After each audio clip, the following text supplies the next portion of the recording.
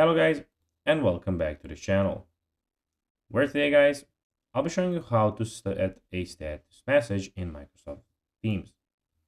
So guys, the first thing that you of course need to do is go to the Google Play Store or the App Store and download the Microsoft Teams application. After that, you just need to go and log into your profile or register to Microsoft Teams if you haven't already done that, of course. But now guys, let's see what we actually have in front of us here. In the top left corner, we have the activity, the community, the chat, and the calendar. In the bottom left corner, we have the invite to Teams and the search bar in the top side of the screen. But now guys, let's see how you can actually go and set a status message in Microsoft Teams.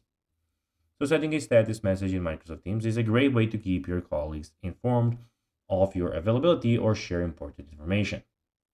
First of all, launch the Teams app on your desktop or web browser and click your profile picture in the top right corner on these three dots here. From the drop-down menu, select Set Status Message.